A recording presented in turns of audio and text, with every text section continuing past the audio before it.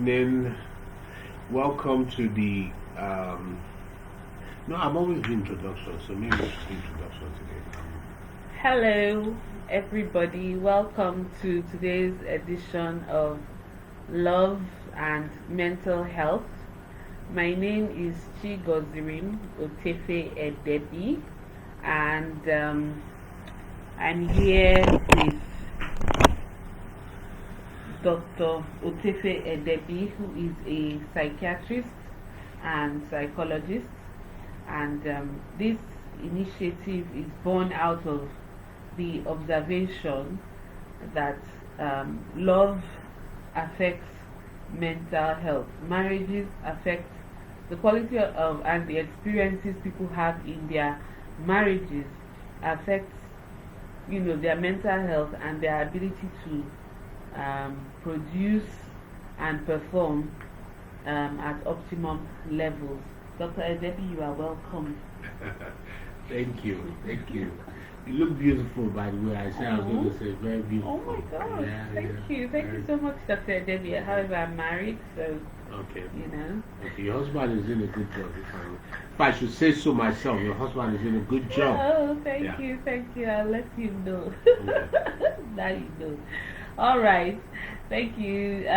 You also look great. Today we are talking about. You also look great. See how you just said it? You also look great. Yes, thank you so much. Okay, so welcome everyone. We are live on Instagram. Yeah. At I am PDoc, and on Facebook we are live on Chigozirim Otefe Edebi. So today the topic is what? Regaining lost intimacy. Regaining lost intimacy. That's a lot. That's a lot to unpack. Regaining lost intimacy. Yeah. Okay. So quickly, let's start with what is intimacy. Sounds very interesting. Sounds like what I like. But what is it? Okay. Well, I think putting it simply, something I saw that kind of connects. It talks about intimacy. Really, it's about being mutually vulnerable and being open to the other person.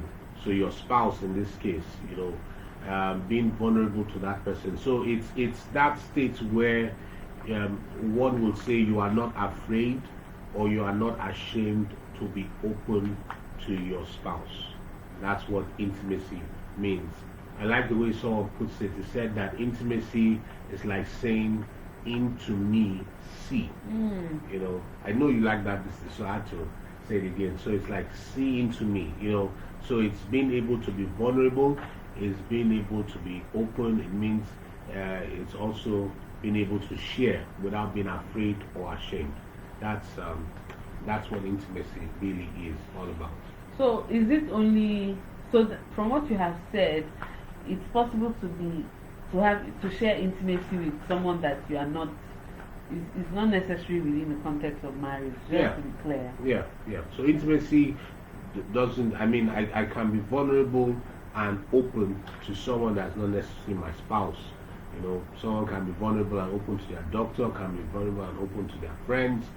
Can be vulnerable and open to. But the thing is that being vulnerable and open to your partner, or not being vulnerable and open to your partner, in the long term affects the romance of one's marriage.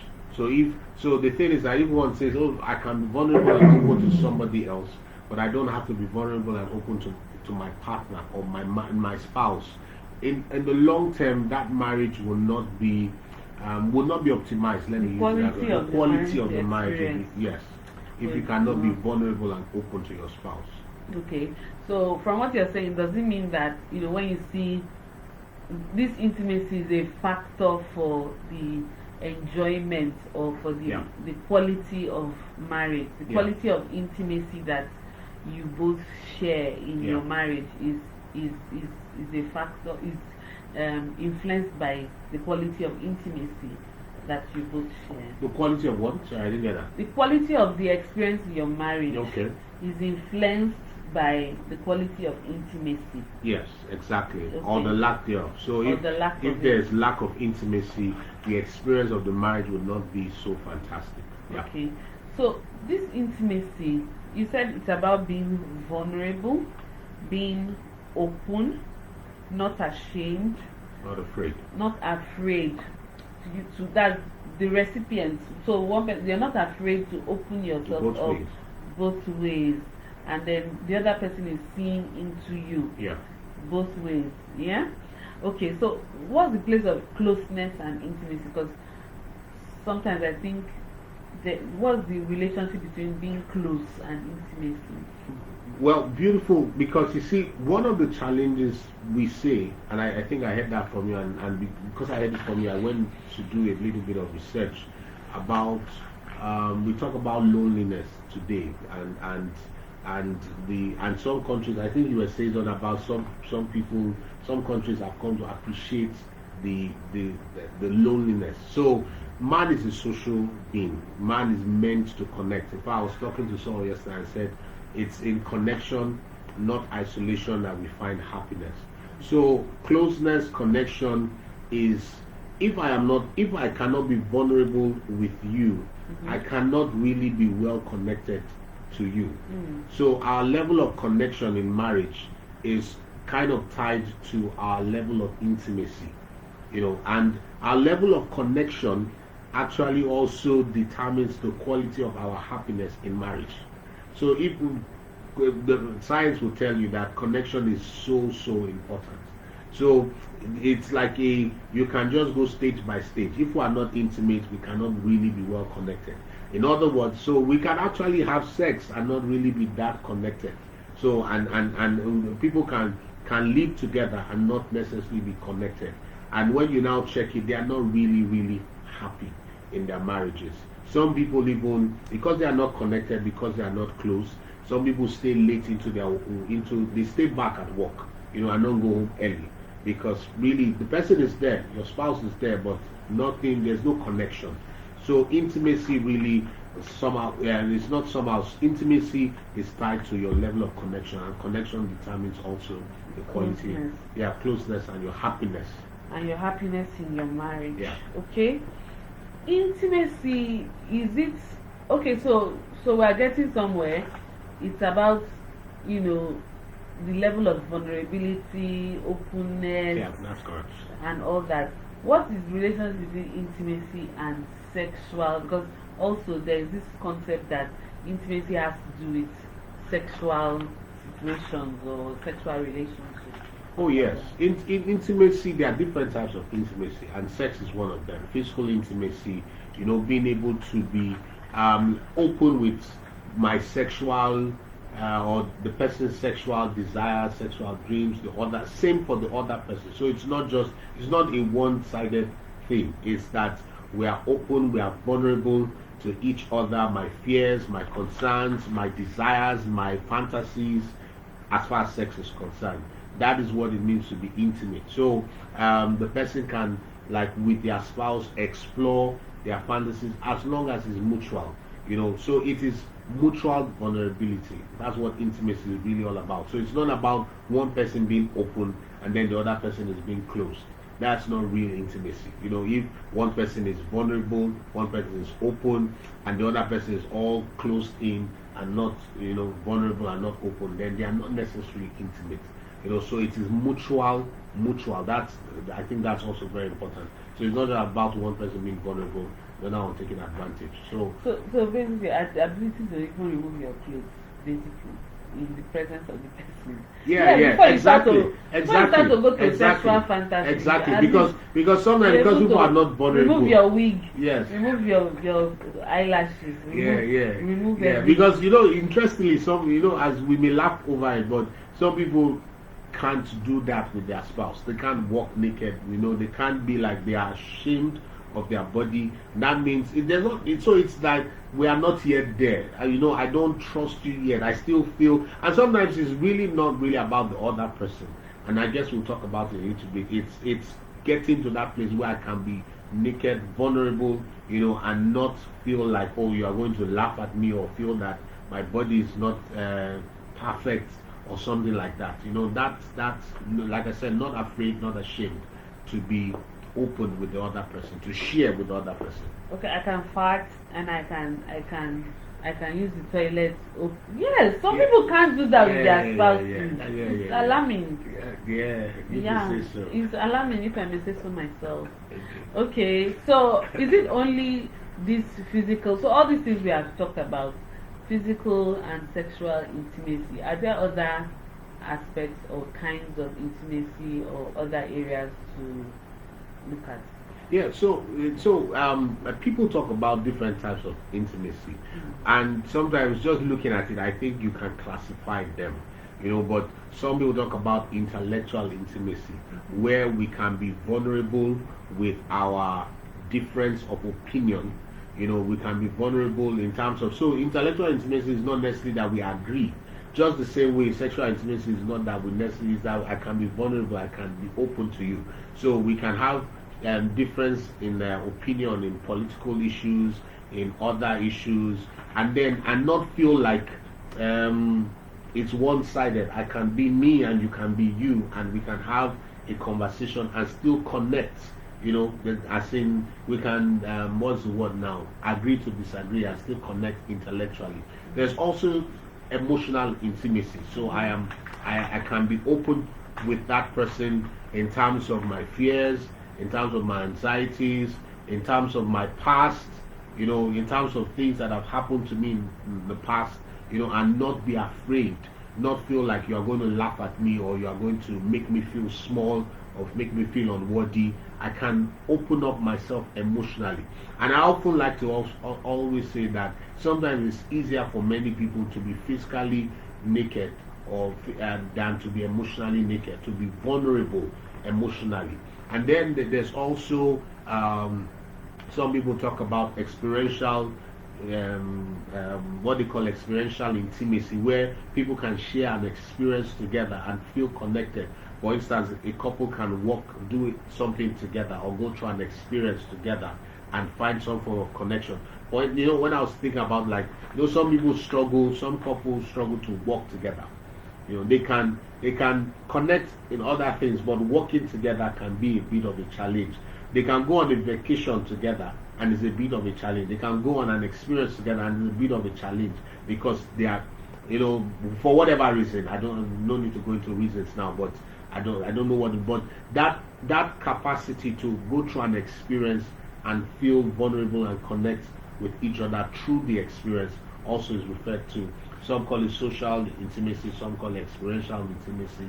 But I kind of see it like, then some people talk about spiritual intimacy, but long and short there, you kind of break it into, for me, it's really not going too complex, is that those are different intimacies that people experience.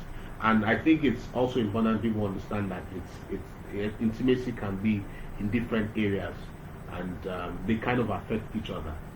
So you can be intimate with someone, or you can be intimate with your spouse on a physical, sexual, emotional, intellectual, experiential, social or experiential, spiritual intimacy, spiritual level. Yeah. You can be, but is it possible to be all of these things that are intimate on all of these levels at the same time? And is it possible to be intimate on some of these levels but not on some others? Yeah, it's very possible. I mean, it's very possible to. So people can be emotionally vulnerable. Like I can share my fears with you, but not necessarily be sexually vulnerable. I can't really share my. People can be what's the word now? Intellectually intimate.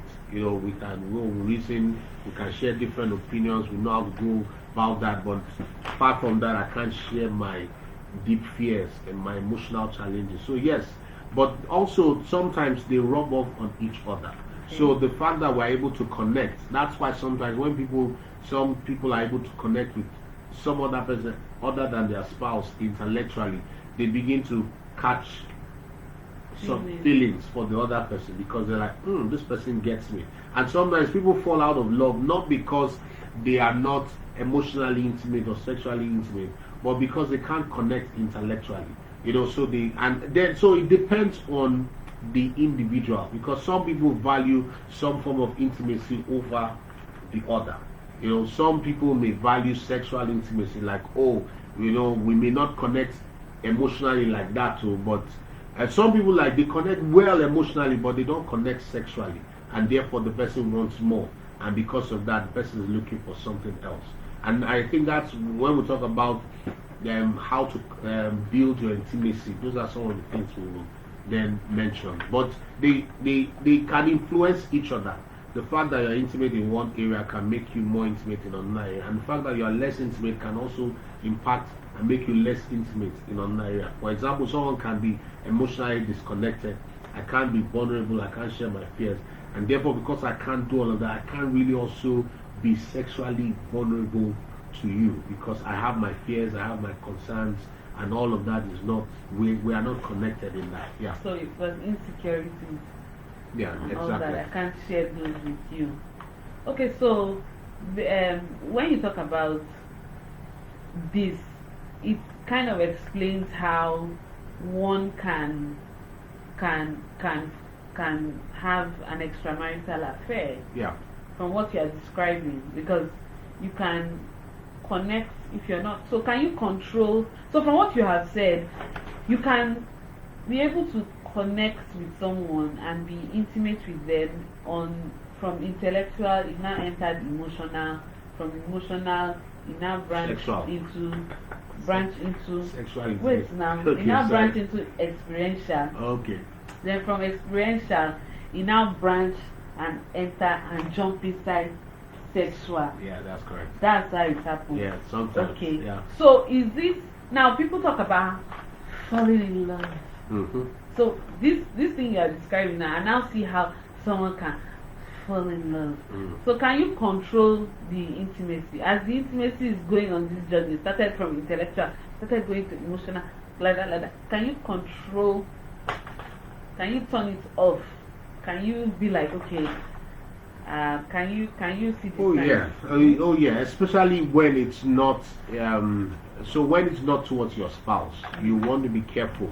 You really want to be careful, because if you start finding, so sometimes because some things are not going well in one's marriage, then they begin to find solace in maybe emotional connection with someone else, and then they begin to pour out their heart. They can be themselves. They can be, intimacy is being vulnerable. That's what intimacy is all about. So I can be vulnerable with this person, but I can't be vulnerable with my spouse.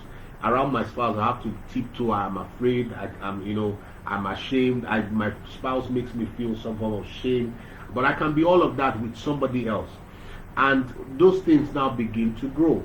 So if you see that happening, because outside marriage is not God's context for such things to grow, and God appreciates that. God knows that man needs connection, and that's why from the beginning He made Adam a wife, not just a woman, but a wife, because Adam went on to say, for this purpose a man shall leave his father and mother and cleave to his wife. So Eve was not just a woman, she was a wife. I think that's so important. you can control who you expose yourself and grow intimacy with. Or Yes. you should be mindful. You should be mindful, especially when so intimacy is like I like to see it sometimes like seeds that you sow. So you want to control the seed. If not, you will just get harvest where you didn't plan to get harvest. So you just begin to emotionally connect with somebody, and you reap the harvest of you are catching on. Like you said, you are moving from this. Harvest just grows somewhere that you didn't plan. So Now fall in love. yes. With fall in love with the wrong person. Yeah. Okay, so let us manage ourselves so we don't fall in love with the wrong person. Okay, so how do you build intimacy? So now that brings us to, so we are trying not to fall in love, so we are trying to be deliberate about building intimacy.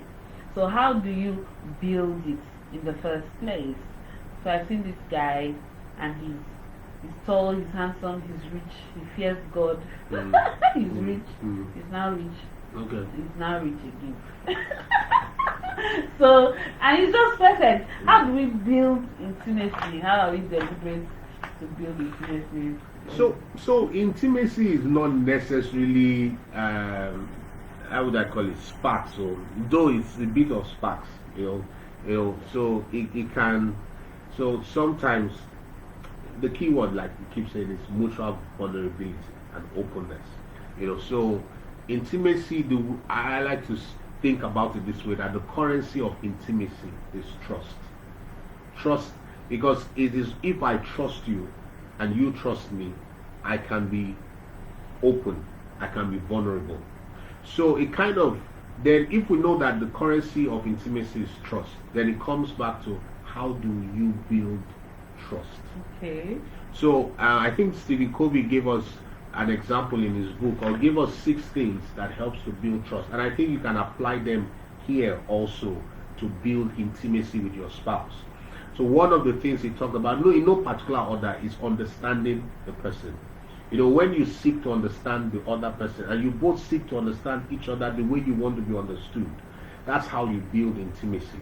Because for me to be vulnerable, I need to understand you, and you need to understand me.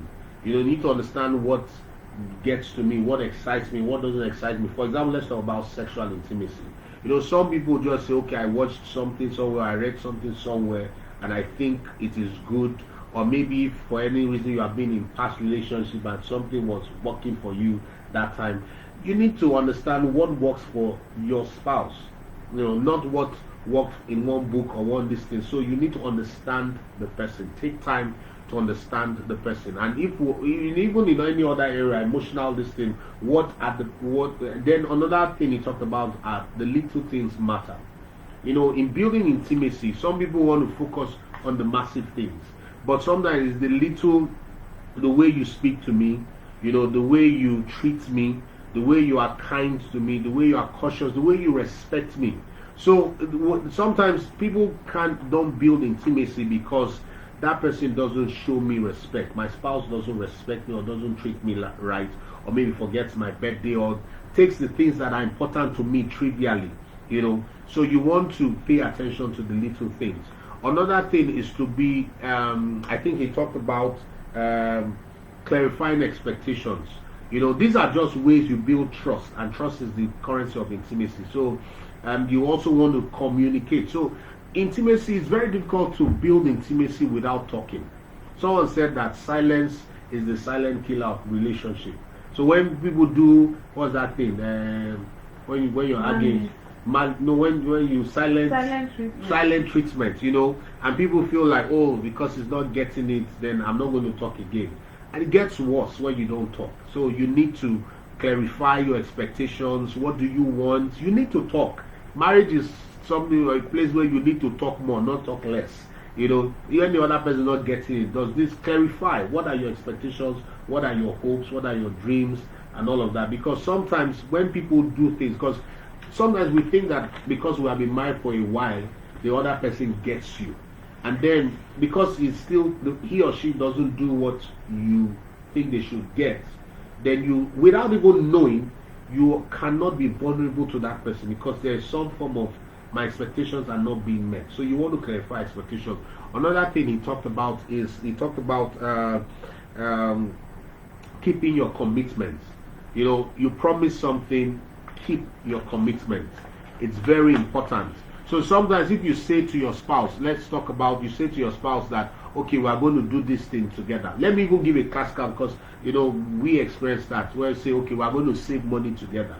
Then at the end of the month, you have a very genuine reason for not keeping your commitment. Oh, we are going to do this together, and then you don't keep it. After a while, that person begins to just don't trust you. And because I don't trust you, I can't really be vulnerable with you, because you don't keep your word.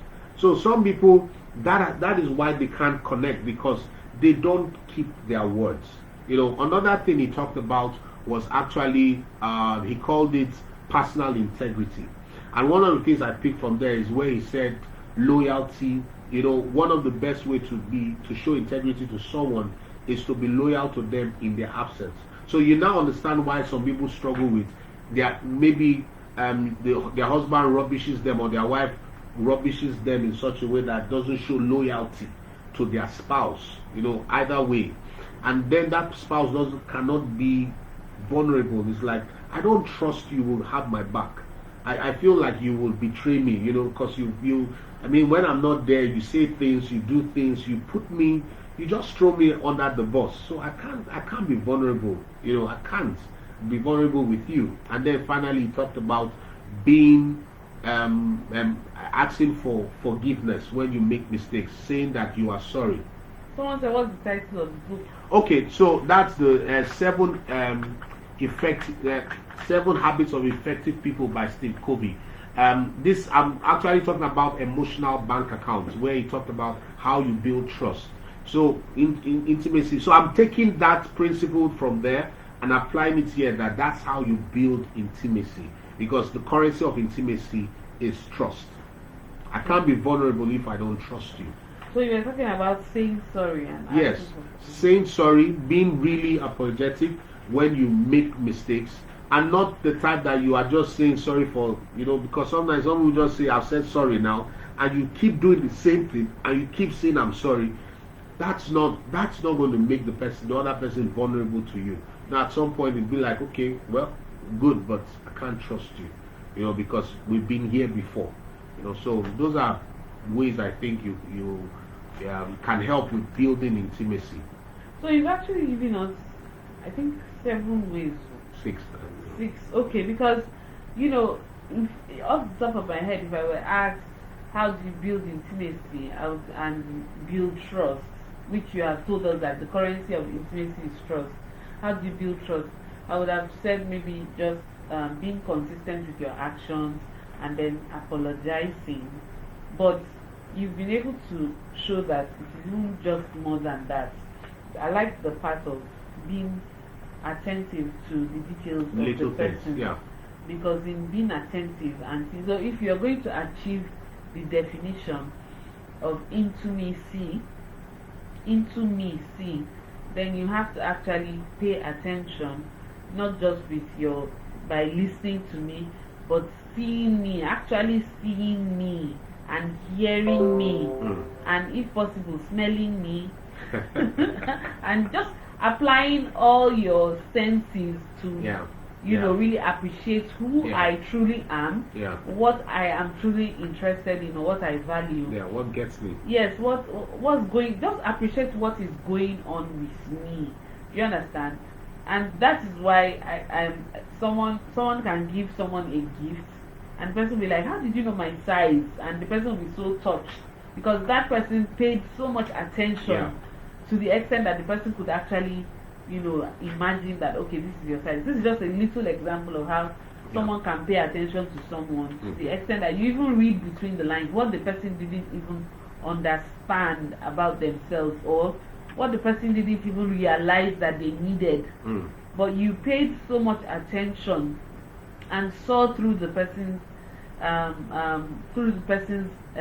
what the person is saying and all that, to read between the lines to understand that this is what you actually need, beyond what you even think that you need or what you want. Okay, so that really helps to lay the foundation for how to build intimacy and probably how to nurture it. Can I add something? Because about honesty is not when you say personal integrity, and it's beyond just being honest. Okay. So the example that always comes to mind is like commitment. You can honestly not keep your commitment, but you see, if you honestly keep failing to keep your commitment, what you are demonstrating is a lack of consistency and integrity. You may come back and be honest that, oh, I honestly forgot. But you see, those little things, sometimes, like you talk about the little things, is what. So you can be an honest person, but still be someone that we can't depend on. We can't depend on you. So it's about being dependable is something it that includes honesty, but it's more than just being honest. So we can depend on you, and you're building that trust in the process. So if you sincerely keep letting the other person down, you will be crippling the trust. Yeah. And intimacy will be thinning out. Okay, thank you. So now, can you lose? So after building this intimacy, building the trust for years or for days or for months, can you lose intimacy? I feel that it's fluid. Intimacy is not permanent. Intimacy is something you keep getting better at, and it's also, I think you can also lose it. I'm borrowing again from the whole trust thing. Trust can be gained, trust can be lost, trust can be built, a built trust can be lost, and all of that. And it depends on how. Is that someone's quote? A built trust? No. But I don't know what that. I've never heard it, but just a built trust can be. Come on, continue. I'm listening. Okay. We are listening. So yes, intimacy. I mean, people can be intimate one day and then lose it, and I guess that's why we even are talking about regaining lost intimacy. So you can have built it over time, and then at some point in your marriage, it's like it's no longer there. We are just going through the motions where we exist in the same home, but I can't be vulnerable anymore. I can't trust you anymore. I can't be naked. I can't be what's the word now? What's the word? Myself. I can't be myself. I can't be, not feel afraid that I will be ashamed or shamed. But is it always that distance? Is it always because of I can't trust you? Or can't it be that there's nothing to talk about? There's nothing, we are together, but there's nothing to talk about. Yeah, that's why I said silence is the silent killer of relationship. Yes, but sometimes you come together and there's nothing to discuss. Oh, yes. Now, but that's very different from we are disconnected. Okay. Now, because intimacy is about connection. So we can be silent, but connected. But we can't always be silent. And so once there's a disconnection, it's like that girl that lives in my house, that woman that lives in, that man that lives in, the father of my children, the mother of my children, where there's no more friendship, connection, vulnerability, openness. I think someone puts it this way. Let me see. Right, he said when relationship lack emotional intimacy, there you have poor communications, secrets, and hidden emotions. So that's what you see. So it's not just about we are silent and we're not talking. Is that when there's now we don't even communicate, because sometimes sometimes this happens. So people go for a long time and then they hear something and like, you didn't tell me. The thing has happened in your spouse's life 2-3 months ago, several weeks ago, and you don't even know about it because there's no communication. There are secrets. I keep certain things to myself, and hidden all those hidden things. Yeah, please go. All right. So what are the tips? So when intimacy is lost, what are the hidden tips? What are the tips on regaining lost intimacy? So you wake up one day and you realize that maybe we should talk about what will make people lose.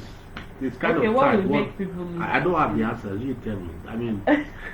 I mean, when you look at those factors of trust, so if it could be like infidelity, someone betrays sexual trust, Okay, so if we want to look at what you have listed, yeah, you first of all talk about understanding the person. Yeah. So if I have failed to understand my spouse, yeah, or I have not put in the effort to understand my spouse, then I am running a risk of losing my spouse, intimacy, and losing my spouse's attention or losing the connection, because I have not put in the effort to understand and appreciate, understand who my spouse is. Yeah. I'm probably making the mistake of comparing my spouse with every other person, or imposing what I read in a novel or what I watched in a movie on how my spouse should behave. I've not taken the time to actually decode that this is my spouse, and just because my spouse behaves like this and the whole world behaves like that, then there's something wrong with my spouse, rather than judging that there's something wrong with my spouse, I should take time to understand my spouse in the first place Yeah. before I know how we can proceed. So that's one. Then there's the issue of, you talked about respect. Okay. You respecting your spouse, your spouse. So once you disrespect your spouse now, once you continuously take away, because disrespecting someone it affects their sense of worth and sense of their self-esteem, and just how they feel around you. When you respect someone, anytime the person is around you, they feel added to, they feel more value, and they feel valuable. But when they're around you and you always disrespect them, they don't want to be around you. They feel like you are looking down on them and stuff like that. So that can affect the intimacy in the marriage. Then we've talked about paying attention to the person, actually seeing, because when you pay attention, you actively listen and observe your spouse, and just read between the lines, and just take time to actually appreciate and absorb what is going on with them, which is different from understanding them. Understanding them is the foundation, but every single day paying attention to them, what they are saying, how they look, how they are changing, just appreciating them, seeing them, really seeing them and hearing them, it will help. So if you stop doing that, the day you stop doing that, then you find out that intimacy begins to deplete. Yeah. You guys begin to drift apart, because the person may be going on another tangent and you are still on the former tangent. So paying attention is continuous. Then you talked about clarifying expectations and communicating. So once anybody in the marriage starts to keep quiet and stay silent, even though you have expectations but you're not talking about it, then you are putting that relationship at a risk.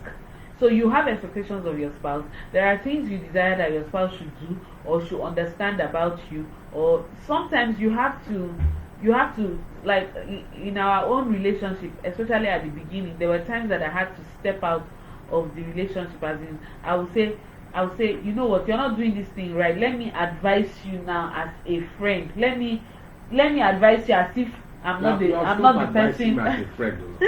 I've stopped because we've gone far now. There's some things you just know. But that time when we started, started from the bottom. When we started, I would say, you know what, this is your first relationship. Yeah. And let me advise you as a friend. Maybe I'm your friend and you're toasting that girl. Let me help you. So I will now advise him. I will now advise my husband. When we were cutting, that we were married already. We were already married there. Yeah. I'll say, this is how you should do it, this is how you should do it, this is how you should do it. It was annoying, it was painful, because you want to be surprised. I wanted to be surprised. I just want to wake up and see everything. But that process of actually teaching him and understanding that he is not a witch, neither is he a wizard that can read my mind. I actually have to tell him. So because I've taken time to tell him those things at the beginning of marriage, now I don't need to, you can hear him saying I don't advise him anymore, because I've taken time to say those things. But imagine if I never spoke about those things for years, and till today now I'll still be feeling bad, So it's important. There'll be a loss in connection. So it's important to communicate. It's important to speak, no matter how painful it is. At some point you just have to express those things, while the other person needs to actually listen to understand and make adjustments. And you talked about being consistent with action when you say you are sorry. So it's not just saying sorry, but when you say sorry, you now, after saying sorry, you are now consistent. Therefore, a way you can lose intimacy or lose trust in your relationship is to just keep saying sorry and not making those changes that need to happen. Yeah. So every time you are late and you say, oh, I'm so sorry, there was traffic.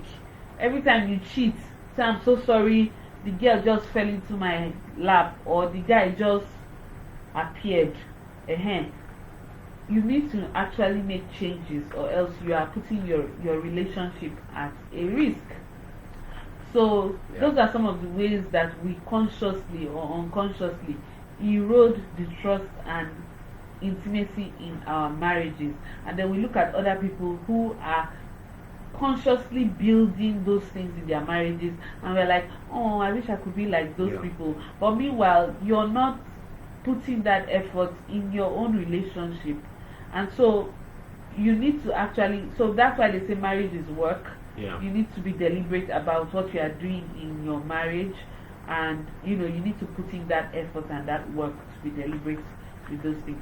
So on that note, let's go to tips on nurturing intimacy in marriage. We've found out how it can be eroded. We have discovered how you can build it. But what are the tips? So everyday practical steps. Some practical steps and tips. So some practical steps that if one sees that, look, we don't talk as much, we're distant, or even our sexual life is not like this thing, I think is to shut down everything and talk, So, and sometimes, so it's there's a need for quantity and quality time. Spouses need to take out time to stop everything, shut the TV, shut the phone, the Korean thing. Korean TV series. Okay, go back to. If you want to talk to me direct. Don't talk to me through the corners. Face me, give me this information. So they need sometimes just need to shut down everything. Or not necessarily when you say shut down everything, make the habit of saying, okay, let's take out time to talk. Briefly, if it's 10 minutes or more. And sometimes it depends on the level of what has been, what even led to the loss of intimacy.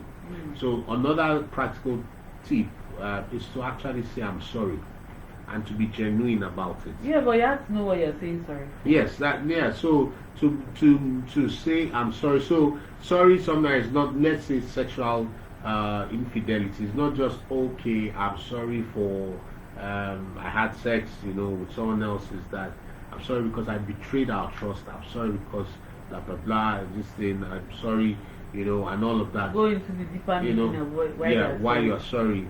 Let's be sure you know why you are sorry. Yeah. Because some people are experts at saying sorry. It's not hard for them. It's hard for some people to say sorry, but some people are experts at saying sorry. Like, sorry in advance. Yeah, and just even mentioning that it's hard for some people to say sorry, because sometimes that's what breaks intimacy. The fact that some people don't like to say sorry. Okay. So they are wrong. They just want us to go on. Yes. Let's just go on. They'll tell you not go vex. Like someone said, it's like slapping someone and saying, I want you to cry in this. Or someone will tell you, I didn't mean to do it. I didn't mean to do it, but they won't say sorry. Yeah, they'll say, it's not like I did it intentionally. It's not like I did it intentionally. I mean, I didn't plan to do it. Yeah. But they won't say sorry. And when, because of that, the other person doesn't feel like I can be vulnerable, because you never really, never get it, you never understand it, you never really apologize. So that's another practical way. Stopping everything, let's talk. Learning to say, I am sorry. I'm sorry for this, I'm sorry for that. Then also another practical way is not just enough to start taking actions that build trust. Some of these things we've mentioned, but it's not enough to just take those actions. You need to be consistent, and you also need to be patient, because I think that's very key. Because sometimes some people, having lost intimacy and having lost trust, you just think that you are just going to get back there overnight. Especially when it has been lost. When it has been lost, well, that's all about building it. When it has been built and it has been lost, you have to start up again, rebuilding. But this time you have to be patient with the other person.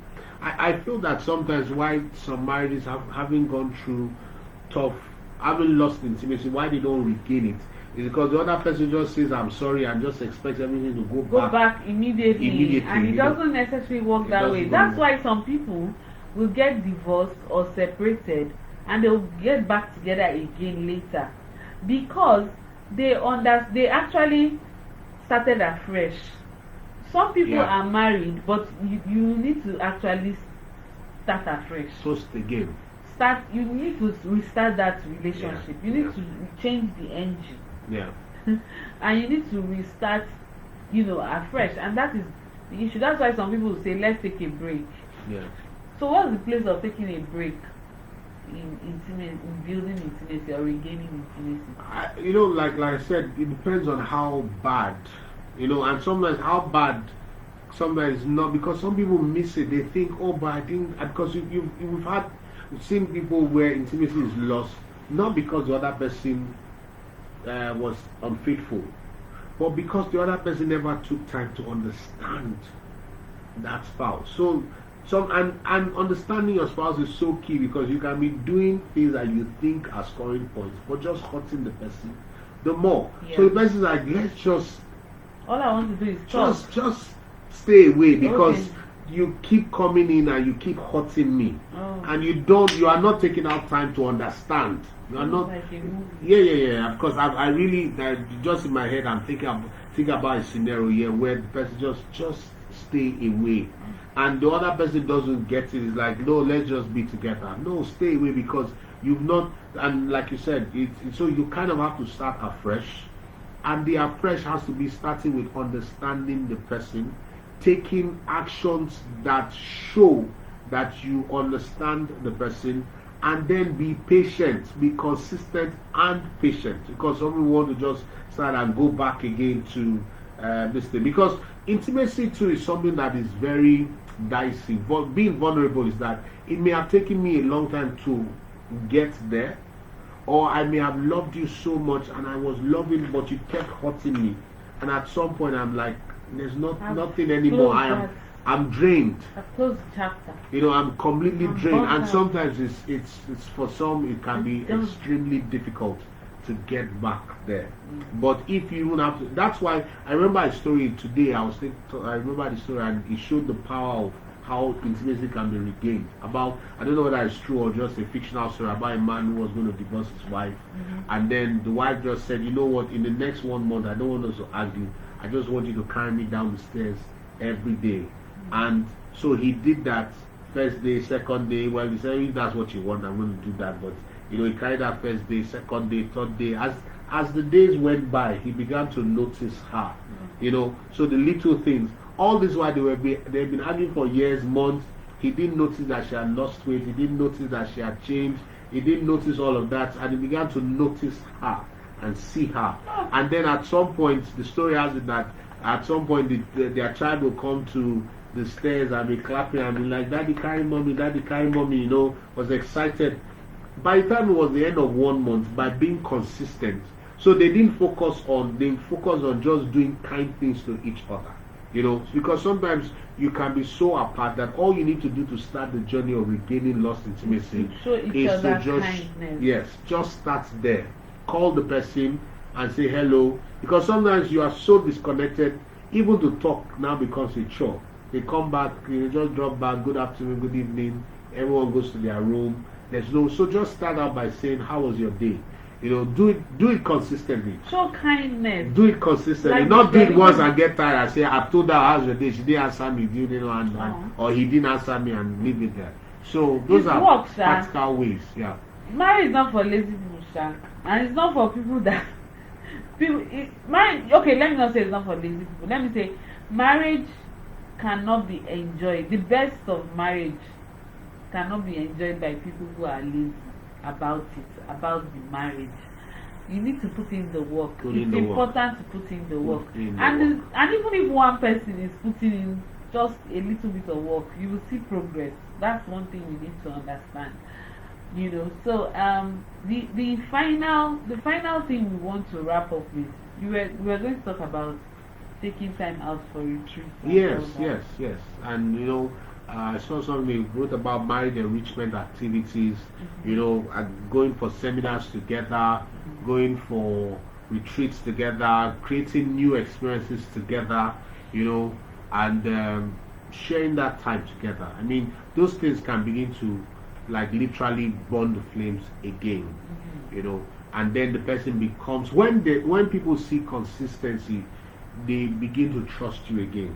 They begin to open up again, and they begin to come back to that place where it has been lost. So it takes patience, it takes effort, and then sometimes too, I think it's also very important to add this.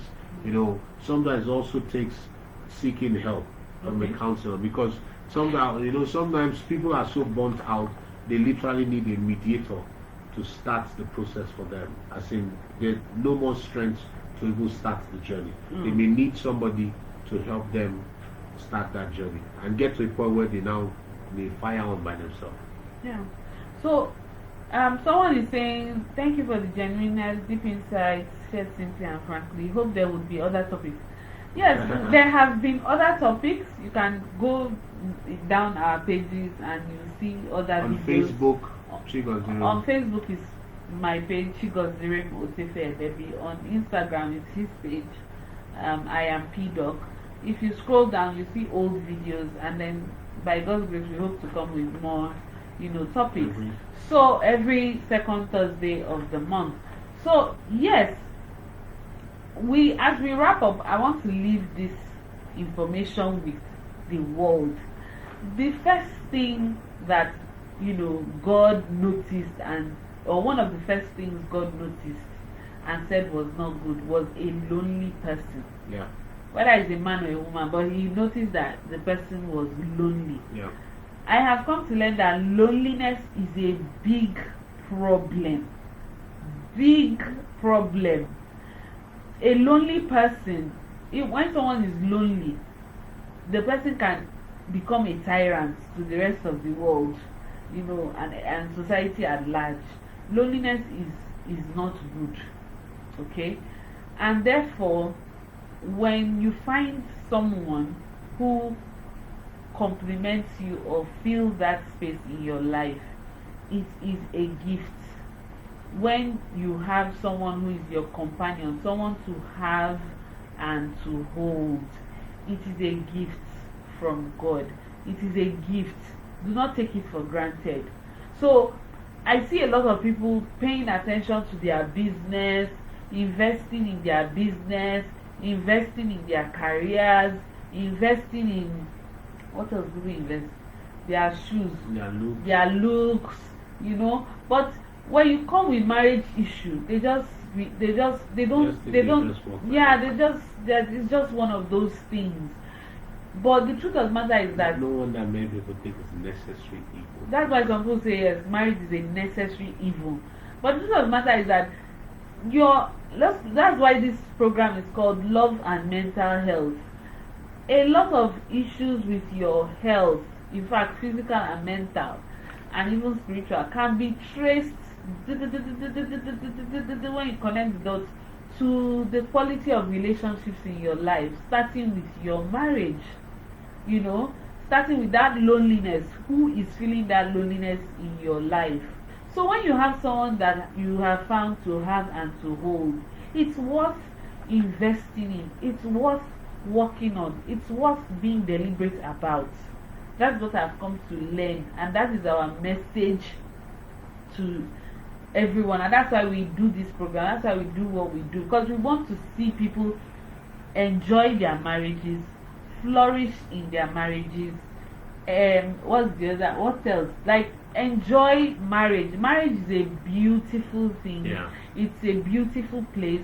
A lot of people have been hurt, a lot of people have experienced negative things, but it doesn't take away the fact that marriage is beautiful, and you deserve to enjoy your marriage. Your marriage can be sweet, and you deserve a sweet marriage. So, but it will take some work. So I want to appeal to everyone listening: spread this message, spread this news, share this message, so that maybe the people who have gone ahead, maybe there's no more hope, which I don't believe, but at least people who are coming behind, people who are single and they're going to get married, or people who are married and are interested in working on their marriage. It's true.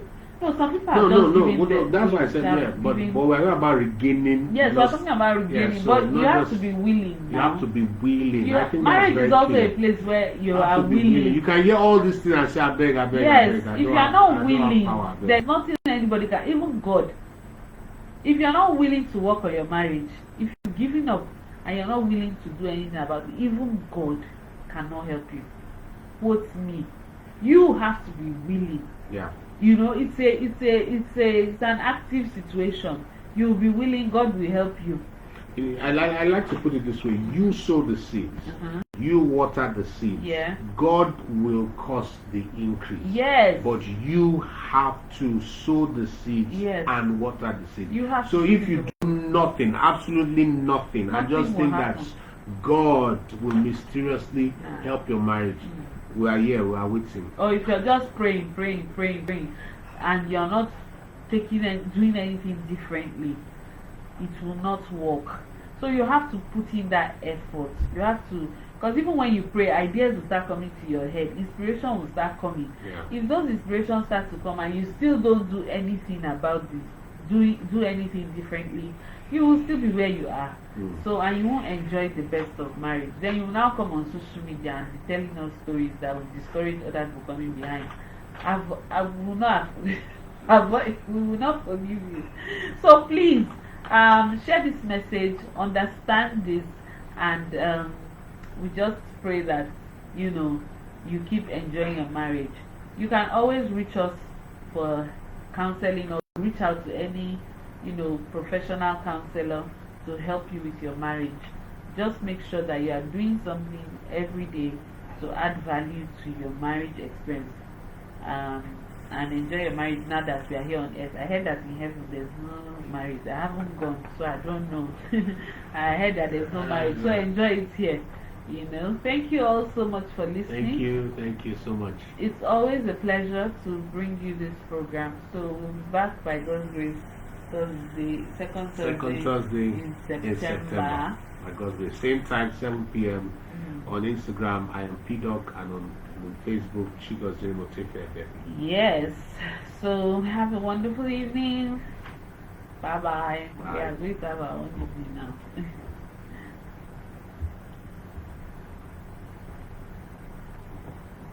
Someone is talking on Facebook. Please is on Facebook. Yes. Yes.